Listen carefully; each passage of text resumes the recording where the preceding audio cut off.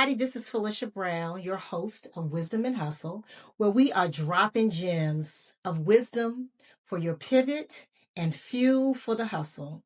So, today I have the pleasure of talking to contemporary romance author Rae Ann Gorden, founder of Marlee Rae, who pivoted to writing in 2017 after the loss of her mother.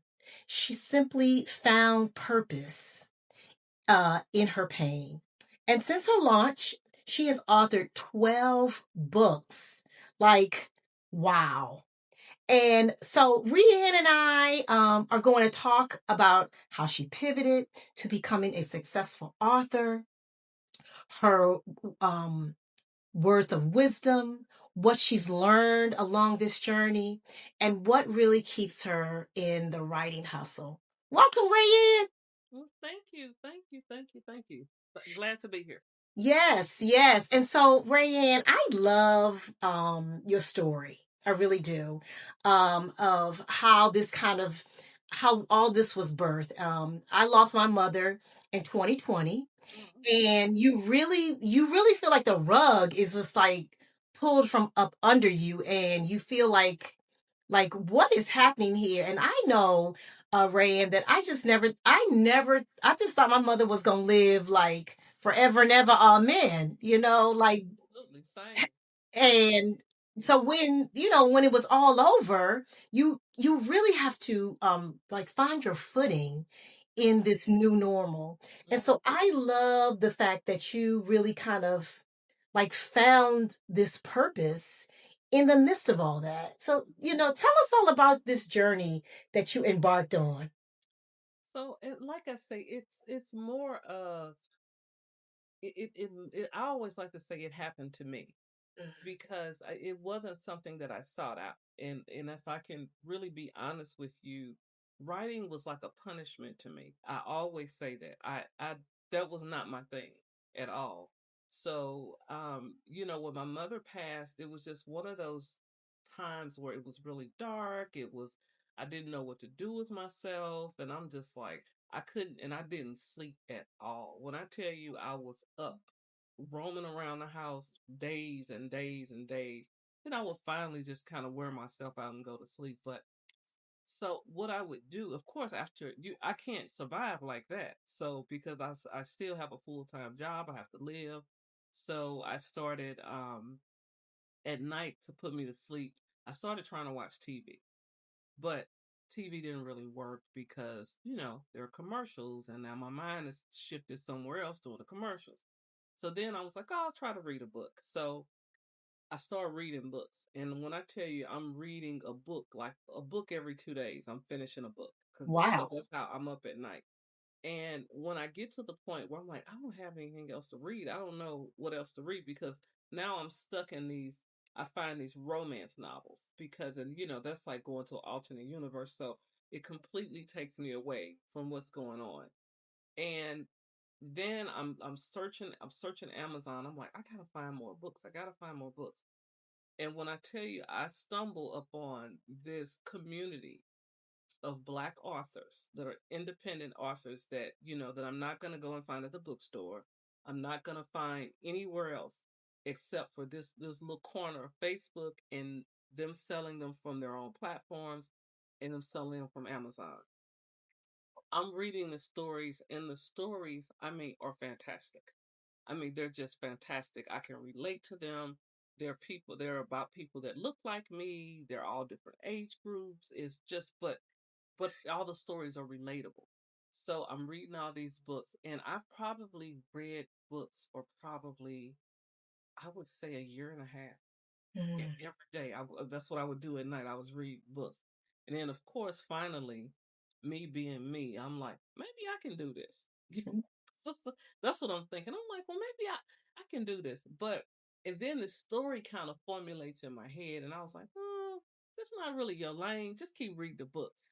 And I decide I'm going to go to, they have different book events for the independent authors. I finally decide, oh, I'm going to be in Atlanta. So I'm going to go to the book event while I'm there. And I'm going to go find a couple of the authors that I've read, right?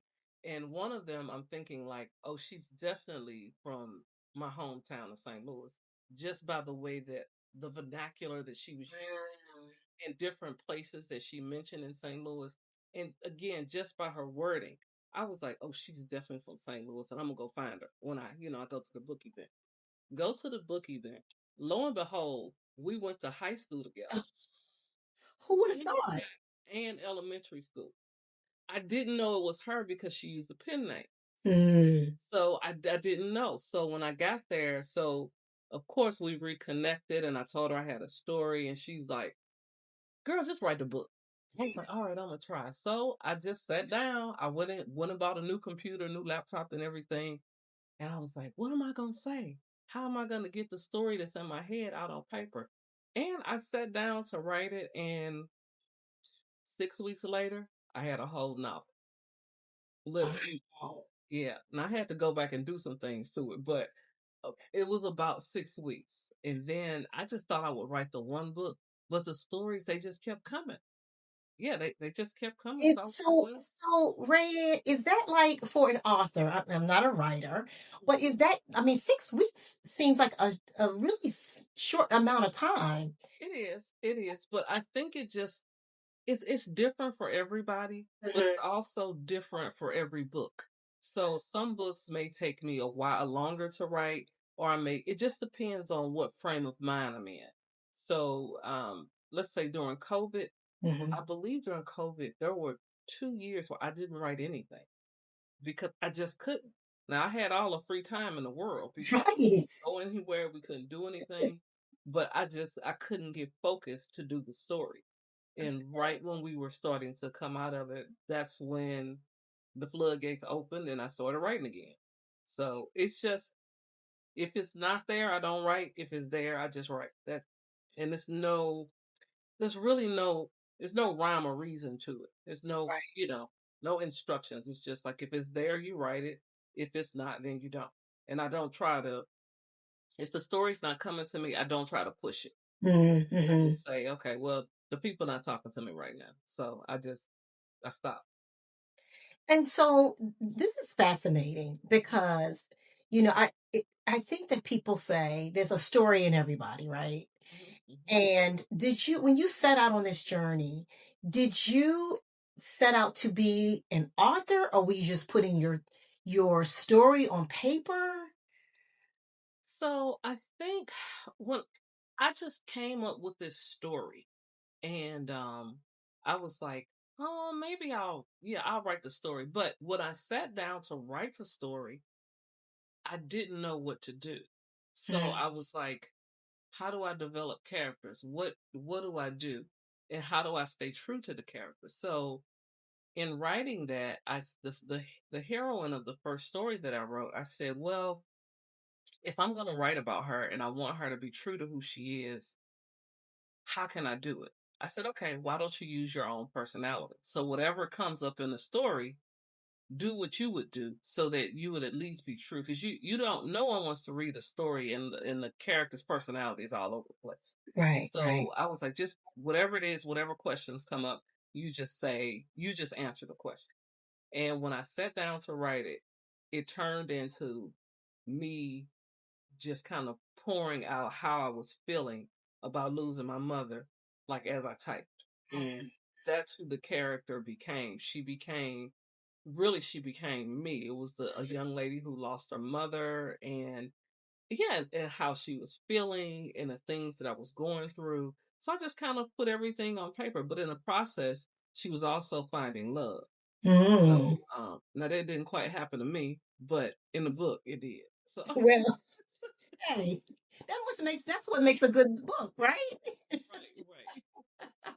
So that yeah, that wasn't quite my story, but for the character that was her story. She everything else was the same, Mm. but it was just the love interest and her navigating love interest and finding someone who understood where she was. Because in the story, he too had lost a parent, but he was at a very young age. But he was also a therapist. Mm, So mhm. he was able to, he was able to do things properly with her as opposed to I don't know what to do. He was able to, understand if she needed to cry, understand if she needed to, if she was just having a moment. And I think as I wrote the book and wrote the storyline, because it was so personal, it was more of I guess I just really wrote what I would have wanted from a Mm, partner during that time and mm, what I mm, would have needed. So mm. that's kind of I wrote from that perspective. Got it. Got it. And so I will say that I have your books on my bookshelf right Okay. behind me. So, yes, beautiful stories, Rae Ann, just beautiful stories. And so, you're writing, you put pen to paper. Was it your plan to be published, or were you just going to have this manuscript? Like what was that about? So the plan was definitely if I wrote the story, the plan was definitely to be published. Okay. So, but I just really thought I would do like maybe one story. And then halfway through that story, as I created the side characters, their stories started speaking to me. Mm, So I was like, okay, so I guess this is going to be a series. So mhm, mhm, it kind of and it just and that's how it's been going. It's like I may write about one story, and then there's a side character that comes to me, and they have a whole story on their own. So yeah. So that's kind of what it was. The plan was to definitely get published, but to do it as an independent author so that I could have the freedom to kind of write what I wanted to write and as well as not have the pressure to mm. complete it. Got it. Because, I kind of know myself and anytime I am, I guess, forced to do things, then I don't, it's not, you take the joy kind of leaves and I don't want Exactly. to do it anymore. So, Exactly. And it sounds like you really found like joy and peace in this writing hmm is what it sounds like. And you found like a tribe, a supportive tribe that particularly when you're writing and you don't know what this will become is right. what I'm hearing. Yeah. Yeah. So if you're writing and you don't, my thing is you never know. You won't succeed if you never try. I would Mhm. say that. So That's in anything. right, that's a guarantee. So my attitude towards it was, what's the worst that can happen? Exactly. There was no skin in the game, so it's not Right. like I'm like I'm not gonna like I'm gonna quit my day job and I'm going to go full force on this. Well, that wasn't. This was supposed to be this was therapeutic. So I can't turn something that's therapeutic into I got to pay the mortgage with this because that's a Exactly. different mentality or different mindset. So I like where it is. It's something that I don't have to do, but it's something that I enjoy doing. But it's also something that can be very lucrative as well. So Nice. yeah, so that's it's a win-win. So whatever I make off of it is it's extra it's just extra for me. Mhm. But again, it's not something where if I decide, okay, I just don't have it in me right now. Let's say like during COVID, I just didn't have it in me. There's not something pressing like, oh well, you better do it because you got Mhm. bills to pay. Exactly. So Exactly. now it becomes, like I said, it's truly, it's a lucrative hobby. That's what I like to call it. I like that. It's a lucrative hobby, I like that. and I love it because, like I said, I just really enjoy getting lost in a universe that I've created. I love it. And so are you still on this 6-week time frame? Are you still pushing out books in 6 weeks, or you are taking more time because you just want to take your time? Nope. It see that's the thing. It all depends. Okay. There's no recipe to it. Sometimes so the it may take me 3 or 4 months, but that's not consistent writing either. I may put it down and like, oh, I don't know what's happening, or the people stop talking to me. It just depends on what it is. Sometimes I can sit down and just, knock them out back to back. Other times it takes me forever. It's for the way I view it. It takes me longer, I should say. Got it. So no, there's no recipe to it. So I can't say, oh, well, I'm going to do every one in 6 weeks. And I always say creativity doesn't flow like that. It just doesn't. It comes when it's supposed to. And if I have a lot to do just with my day job or just in my personal life, is there's a lot going on. If I'm, it also depends on how I feel as well. Like if I'm not in a good place, if I'm sad, or just something's happening, just life, then I'm not going to be in a good place to write. Got you, got you. And so I'm curious before I go into, like, I really want to talk to you also about like what has been some of the challenges, but I'm curious about like the characters. Like how do you character develop? Is that, I think that's what it's called, right? Mhm. Yeah. So, character development for me, and like I said, because I think everybody does it differently. I always like to say again, it's kind of like an artist. Like nobody paints the same. Everybody does it differently. Yeah. So I view it the same way. So when I create the characters, they really just speak to me. They just kind of formulate in my head, and it may be based off a situation or something that I see or something that that's around me, and like the character will just develop along with their story. So I will initially have a character that I'm like, okay, oh, I got an idea. He's gonna do X, Y, and Z, and he's gonna do this. But I have no idea what else is gonna happen to him. Like I have no clue. I may have like the gist of the story, but how I'm gonna formulate it, I have no idea until I actually sit down and write it. Like I have no idea. And even if I do, whatever I put on paper is gonna be completely different. So once I start writing, the story just starts flowing. And like right now, if I sat down to write something, if I tell you, oh yeah, well he's gonna be this, he's gonna be that. When I send you the paper, it's gonna be probably something completely different. Mhm. Because I have to always say, the characters they didn't want to do that. So that's not what they wanted to do. So I don't force them to do it. I love it. The You know? character didn't want to do Yeah, so I don't force them. And if I force them, this is the thing. If I force them, it stops. No more thoughts about it. It goes away. So I gotta get Fascinating. This is it's so fascinating.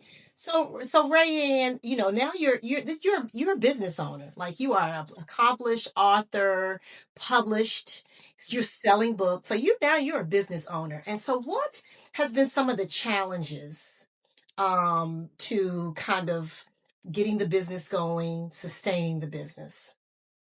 I would say some of the challenges that I have, and not everybody has this. It's the it's the keep staying engaged with social media. That's one of the things. That's one of the big marketing things, especially for independent authors, is that you have a following on social media, on Facebook, on Instagram, and just staying engaged. So I make sure if I have something new come out, that I start kind of marketing beforehand. But even outside of that, the readers, I would say the readers of today are a little bit different than they were, 30 years ago or even 20 years ago before we had, social media. So because you couldn't just look up on social media and go and see, oh, what did Terry McMillan eat for lunch today? You know, you you had no insight to a person's personal life back in the day. Right. And that's just the way it was. You just read the craft and that was it. But there was no insight to who they were unless they have an interview or there was an article, in Essence or Jet or something like that. Now, you have where a lot of the readers, I would say consumers, they want access to, you know, they want to like, oh, what is this? What is that? What are you doing? What are you gonna do about this? Or what are you gonna do about this? So, and a lot of I will say a lot of the authors, they do very well with engaging, and I know that it definitely helps with with sales and things like that if you constantly engage with your readers. And of course, not everybody does it, but there are a lot of people that do. Um, that's where I fall short because I just don't have it in me. I just it. it's hard for me because I do work a full-time job, so I'm not gonna be able to do it during the day. When I'm finished, I want to do my own thing. I Right, want to right. go do whatever I want to do. At night, I'm writing, so that's when I would like. I always say that's probably the toughest thing for me is the social media, just the engagement piece of it. So, So talk to us about some of the challenges that one might encounter in trying to, get published. I know you're independent published, you're independently published, mhm, but you still have like an illustrator, you had to get the cover done, like all some of those challenges to kind of have getting the book to the shelf or to fruition. mhm. So that's all me. Oh, that's wow. that's all me. Now, when I first started, let's say my very first book, I did hire a cover designer to actually, design the cover, and some of the books following. But as of late, I've done all my covers myself, and it was something that I wanted to learn how to do, so that I could do everything in the time frame that I wanted it done. So the only thing at this point that I source out would be editing. So I have an editor that, because it just more eyes are always better. So I send it off to the editor. Other than that, but the formatting of the book, um, actually, you know, making the cover, writing the blurb, and putting everything in place, I do all of that. I am super impressed because I think about the book, and I don't know what series this is a part of, but the one that I recently looked at was Rye, Right. and I mean the cover. Now I didn't. Woo! Yeah. Oh, I'm sorry. I didn't do ride. Those. Oh, okay, okay. I didn't do ride. So the ones that I've done the most recent one that will be out soon. I did Macy. That was the one that was published maybe in 2024, and I did the one that was published this past summer. It's called Roots to the Sky. Okay. And so I did those. So and I do work with a designer. Like if let's say if I'm like I can't figure out what I want to do, there is a designer that I go to. But again, that she lives in South Africa, so we just kind of work over Uh-huh. back and forth over email or whatever. But that was one of the things that I'm like, okay, I can write the book. I know how to upload it. I know how to publish it. I know how to do all that. Making the cover was the one thing that I didn't know how to do. So I Mhm. was like, if you ever get to a point where you you have everything, you're still gonna have to wait on the designer. So why don't you get to a point where you can make yourself completely independent? And that way you do it yourself. Right, right, Push comes to shove, I can do the editing myself as well. But I just that right. again, I don't want to, but if it need to be, I definitely could. They have so much software Yeah. and Grammarly and all of that kind of stuff that to aid you with that. But the making the covers, I enjoy making the covers now. So I think they're all beautiful. I mhm, mean, when I've read that, and their stories are so full.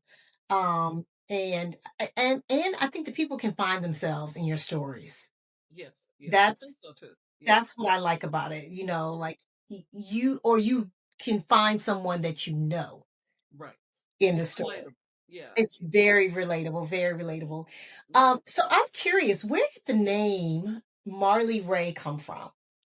So Marley is a tribute to my mother. Okay. So my mother's name was Margaret Lee. So that's where I took the first three letters of her first name and then her middle name and created Marley. And then of course Ray is for me. So I Hmm. said came up with Marley Ray. That I love that. I love that. And I feel like as long as I've known you, I was like, I never knew where the name of her business came from. Mhm, But mhm, so that's a beautiful tribute to your mom. mhm. And so you've been doing this since 2017. I have. And so how do you feel like you've grown as an author and as a businesswoman? I would say as an author, I would say I'm much more. When I first started, it was kind of like, you know, I don't know who's gonna read this, so I was kind of afraid to put things, like, oh, this might, I don't know who's gonna read it, so I'm like, no, I don't want to be too Hmm. do too much. Now I don't care. Right. I do now. I will say this. I still do use some restraint, but um, but for the most part, what needs to be said, I say it, and I think that my writing style is, I think it's still the same, but I think it's just it gets better. Yeah. I don't think you get worse. I think so. I would say from the first book from now, I think that I would say definitely, I've definitely grown, as an author because just in like the descriptions and how I want to just the creativity when it comes to the scenery. So when I first started off, I was like, well, I think what I want to do is I'm going to put it here and I'm going to put it there. And then I figured out, well, see, that's a lot of work because if you're using places and landmarks that are true to where, let's say I did the first series was here in St. Louis. The second series was in the DC area. Nice. So I'm trying to, make sure that I don't mess the landmarks up and that kind of stuff. So now it's like, create your own stuff, create your own cities. That way you don't have to worry about, if you want a store next door, you put a store next door. Right. you know, you I can love worry about. that. So I think that creative freedom has allowed me to not focus on, oh, make sure you fact check this and fact check that, because guess what? I made it up, so it doesn't exist. So it can be whatever it wants to be. So And so, would you say that you approach your writing differently than others in the industry? How would you say you're different in some ways? um I would say, oh, everybody has so many different writing styles, and and it's just amazing to read all of the different styles. I would say one of the things that I do notice, and I don't know how many other authors do it, but one of the things that I notice is I don't write from an outline. So a lot of authors do write from an outline. And I don't know if it's because I'm lazy or what, but because I just don't want to do it. But I don't write from an outline at all. So, and I do know some authors, they'll kind of map the story out, and it doesn't work for me because I feel like it's boxing me in.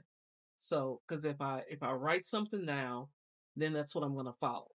I'm gonna think I have to follow it. So I don't do outlines, and again, I just write whenever the story and the characters talk to me. I don't push it. That's it. And again, the one good thing about this not being a full-time thing for me is that I don't have to. So if I'm an author where this is my bread and butter, oh, you better push that story. Right, right, right. So this, I can truly stop the story and come back to it in 3 months if I choose to. But when at the time that I finish the story, I'm pleased with my product. Okay. So that's the one thing that I always say when I finish a story and I read it back, I want to say, yeah, okay, this is a good story, and I like the plot of it. I like the characters. I like what I'm trying to say in the story. So I just appreciate, like I said, the freedom. And I think that's probably about the only. I don't know, like I said, I don't know what other authors are doing. Okay. Like I said, I really don't know. I know a few, but I don't know what their what their procedure is. And the other thing I will say, I can write anywhere. So I don't like. I know some authors have to, they create an area, and I tried to do that initially, and I was like, oh yeah, I'm gonna set up a space, and I was like, you just not that organized. What are you doing? So yeah, so I'll write half of my books on my telephone. And that's it. Yes, I literally the majority of my books because I don't feel like opening that laptop, and I want to lay across my bed before I go to bed and write. So that's what I do. I have Word on my phone. I'll put the app up, and I just or if I'm flying, I do a lot of writing when I fly. I'm at the airport, I do a lot of writing then.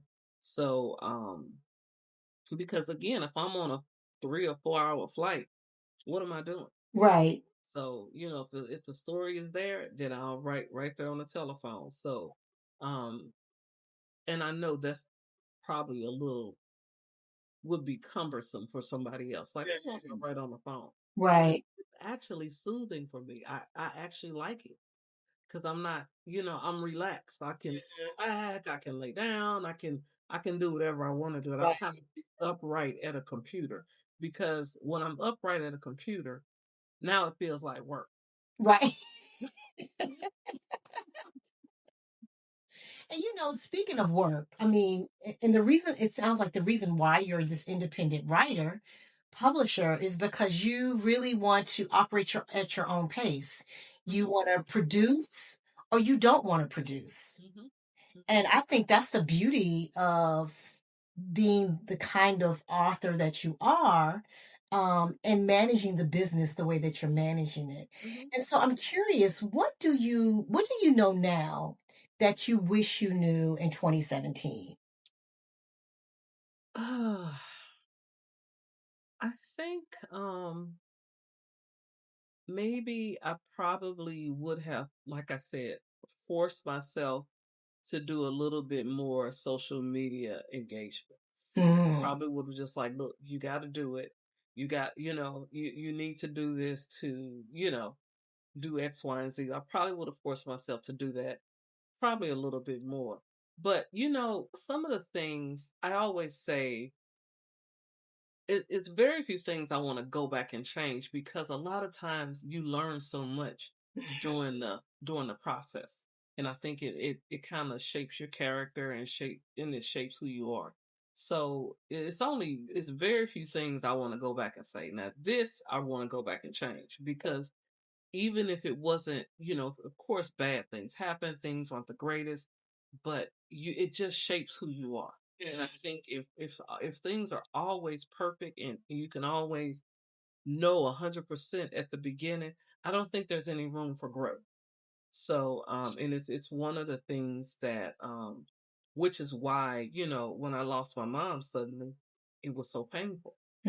Because yeah, you're not prepared for that. Exactly. You're not prepared for it. But now, because it's been 10 years since I lost my mom, you know, would I go back and change the way it happened?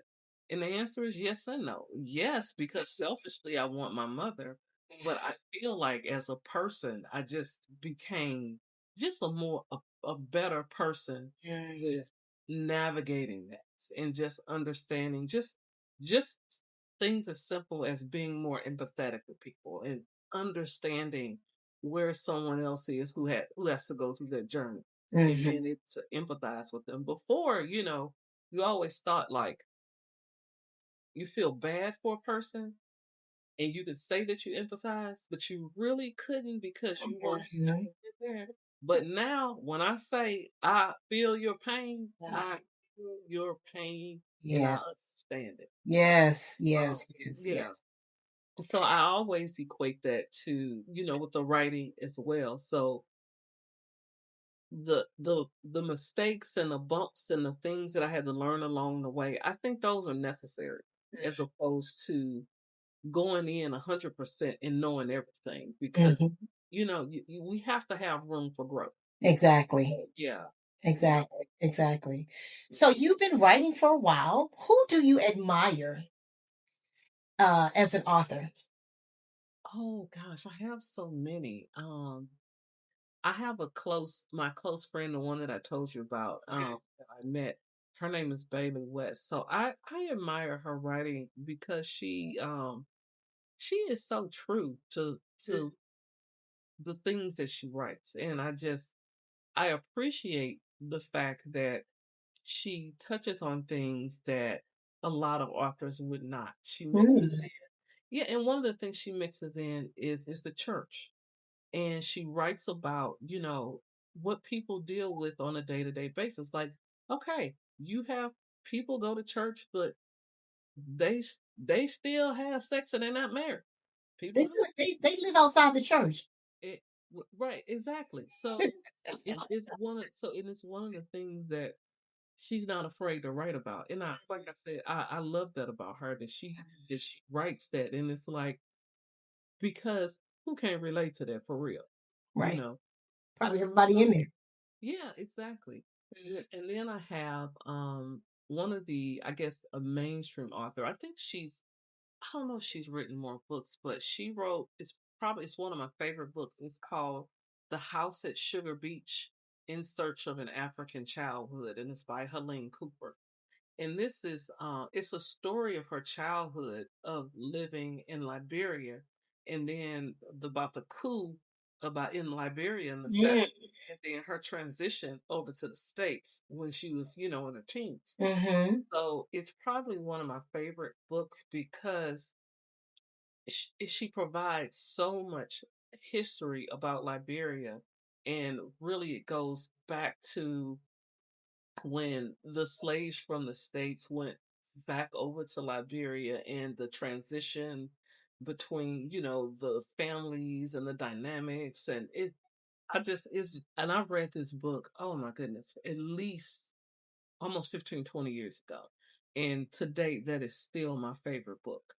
So, and I think her name is Helene Cooper, and I think she lives in the DC area. Okay. But it was such a well written book, and it's so much information in that book. I mean, so much information that you just it was just amazing for me to read that this is her true story. And in the 70s, her family, you know, they lived in Liberia, and I mean, they were vacationing in the south of France for for the holiday. Mm-hmm. And this is in the 70s. And I'm like, in the early 70s over here, where was I going for vacation? Exactly. Right. Yeah, I was barely getting on. I wasn't even getting on an airplane. So just to read about just the knowledge and the wealth that the Liberians had in the 70s was just it was I love the book.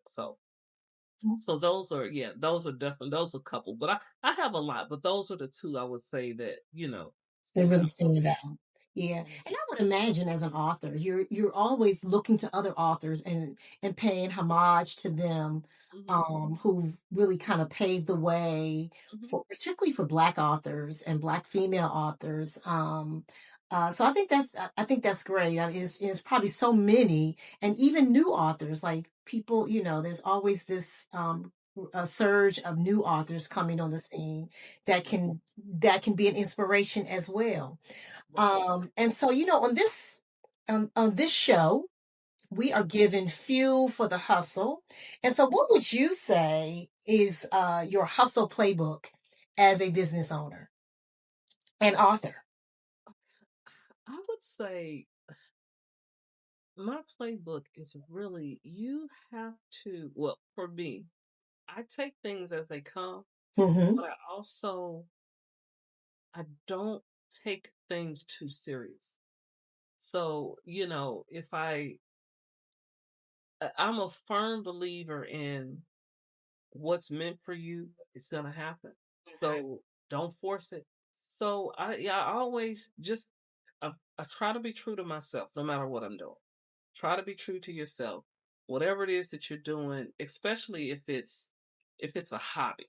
If it's a hobby that's turning into, a business, make sure that you love it. and it's something that you enjoy doing. Because if you're going to turn a hobby into, let's say, your hustle, or where it's something that's lucrative, that needs to be something that you truly, truly enjoy. And it's not something that's just a moneymaker.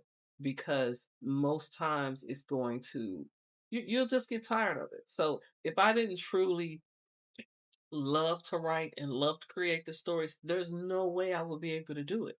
I would, I just wouldn't be able to do it. And I think the readers would know, because they wouldn't be able to vibe with my characters. They'd be like, that's poorly written, and it doesn't make sense. So I always say, like, just for as a things to do and to keep in mind, make sure you're passionate about it and that you love what you're doing. Don't take yourself too seriously, and have fun with it. Enjoy it, because again, this we're just not here for on this earth and on this journey for a long time. So I just don't think that would probably be my biggest takeaway from that, is that just be true to yourself. Make sure that you're passionate about what it is that you're doing, and then just don't take it too seriously. Just don't get so caught up that you don't want it to overtake your life. That's Right. what I always say. Have fun with it. If you're not having fun, you shouldn't be doing it, right? I would agree Yeah. 100%. You're not having fun, you shouldn't be doing it. Hmm. And so, wisdom. What are your 3 words of wisdom that you hold dear that gives you fuel for staying in the hustle? Oh my goodness. Now so I had 3 words. Uh-huh. Did. I did. I had 3 words. I really did. I didn't know you were gonna ask me. Well, what are now that we've had this conversation, like what are the 3 words that come to you that are words of wisdom for people who need some inspiration, motivation, and encouragement to kind of, pivot or start or stay in their hustle? Hmm. Hmm.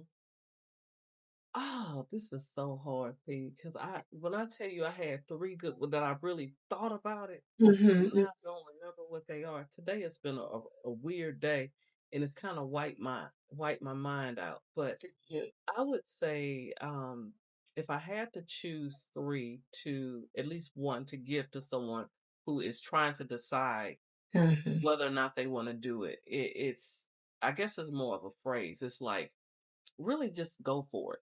Mm-hmm. You have to do it, and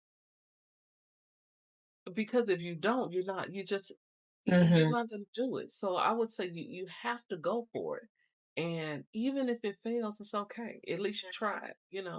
Yep. Yep. And yeah, and I know you asked for words, and I'm giving whole phrases. But that's fine. That's fine. Speak for you, but you're speaking from your heart. Yeah.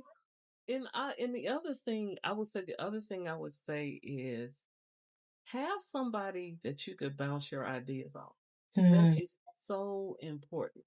And someone who understands the craft, you know, so how we have friends, and if let's say you have a problem, what friend you're gonna call for what. It's the same way. So you want to make sure that you have somebody that you can bounce ideas off of, because sometimes ideas are great, sometimes they're not so great, and you need someone who's going to be able to be honest with you and say, "Oh, that's a terrible idea.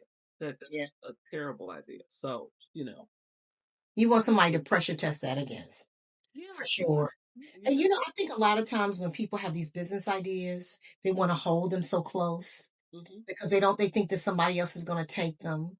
But I mean, you need to test that against somebody sometimes to make sure that it's worth your time, energy, and investment for you to pursue. So I think that yes, we don't want anybody to take our idea, but think about how many like liquid soaps there are on the market, or soap bars, or just clothing detergent. So you a lot of times you're not creating something new, but you're perhaps improving something that already exists. Yeah, And so I like that you sometimes you need to like you test that against somebody, share that with somebody to see if that's you're moving in the right direction. Mhm. Mhm. So Yeah. I think that's great. And so I'm curious, what do you think your mother would say My about your success? Oh my goodness. My mother was my biggest cheerleader. Hmm. And when I tell you my mother would I would be first of all I would be slightly embarrassed about her reading some of the stuff. but but she would be so proud, and she when I tell you she would be hustling these books Right.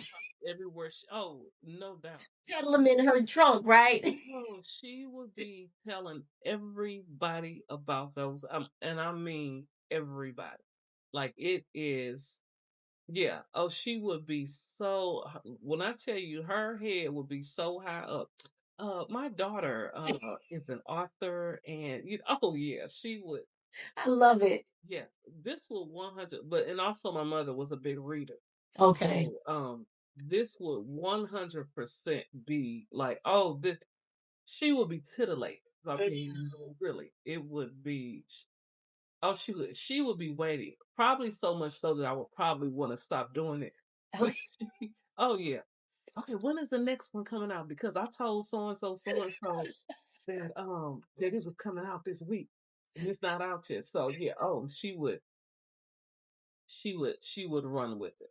Absolutely. And that's just who my mother was. Like no matter what I did. And that's why I was like, do I have a false sense of accomplishment? Because my mother, no matter what I did, it's amazing. It's That's perfect. what mamas do, girl. Yeah. I'm like, but sometimes you need to tell your kids when it's a bad idea. No dream crushers. She crushed nothing. I mean, and no matter what I did, oh, this is wonderful. This is perfect. And I was, and of course, as a child and even as a young adult, it was embarrassing because it's like, I didn't do anything. Like, would you stop it? And it's like, I didn't even, like, no. But no, you could not tone her down about her kids and her grandkids. It was happening. Well, I mean, you do have like 12 books. You've authored, published 12 books. I think that's an accomplishment. And so, what about any of this has surprised you? That the stories are still coming. That's the biggest surprise is that the stories are still coming and that that people still enjoy the books. That's always so I like the books, but then of course you don't know what other people are gonna like. But and I think the one thing that really amazes me is that sometimes how far the readers go into the story. And I'm sometimes I'm like, really?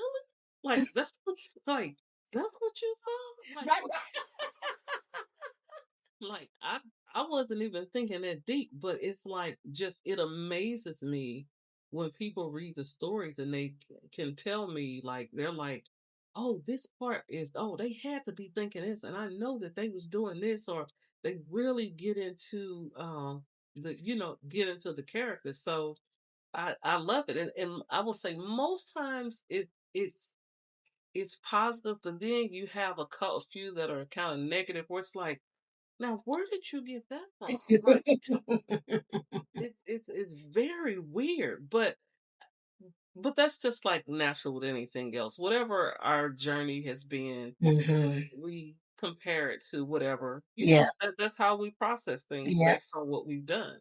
So I get it, but that I think that's probably the thing that still amazes me when people read the stories and they get so involved with the characters. I had a lady, she texted me actually maybe a couple of weeks ago, and she read one of my books, and she said, I was arguing with the characters in the book. She said, I mean literally out loud, I was arguing with them. You were like, really?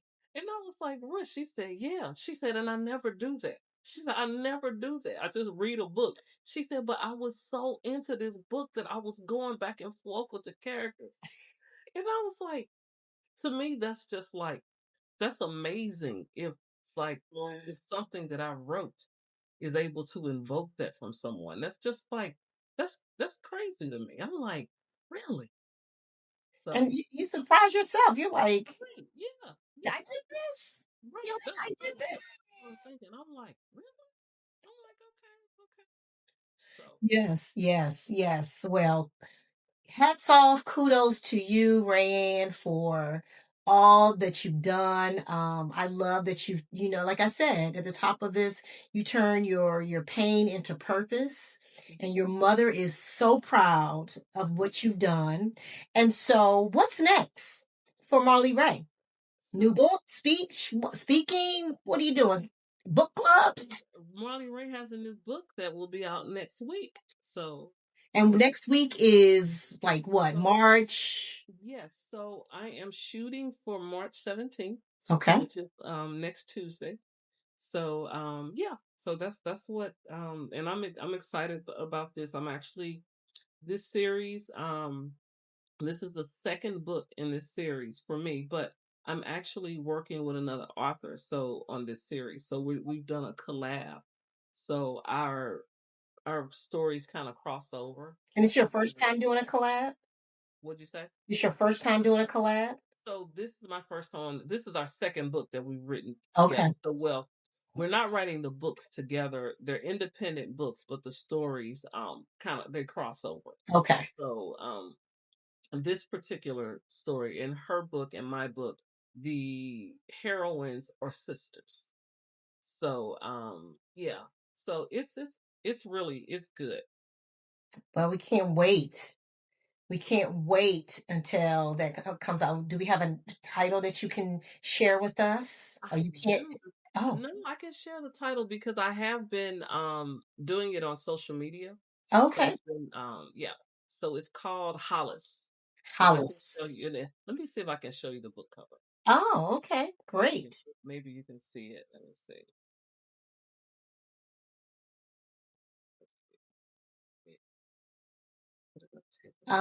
Oh. He's sexy, ain't he? Yes, ma'am. Indeed, indeed. Okay, we can't wait till that comes out. We gotta go like the sell out the shelves of Hollis. Right. Yes, Yeah, yes. it's available on You heard it here on Wisdom and Hustle. Hollis is coming out, and I yeah. So we're gonna keep on top of that, Rayanne.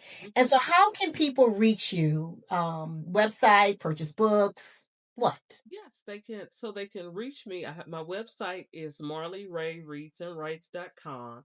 I am on Facebook as Marlee Rae. I am on Instagram as Marlee Rae Writes. And all of my books are available. You can get ebook, paperback book, or you can do the Audible type book. They're all on Amazon. Great. So, yep. So just go in and put Marlee Rae in Amazon, and all of the titles will come back up. I love it. Mhm. Rayanne, thank you so much. Thank you Oh, so much for being an inspiration for those who might be aspiring to be an author or are just kind of starting off on their journey of being an author. And so thank you for just being an inspiration. And thank we you. love it. Thank you. Yeah, thank you for having Absolutely. me. I appreciate it. Of course. And I want to thank everybody for tuning in to another episode of Wisdom and Hustle. Be sure to like, share, and subscribe at youtube.com at Wisdom in Hustle. And in the words of Snoop Dogg, until the next episode, peace.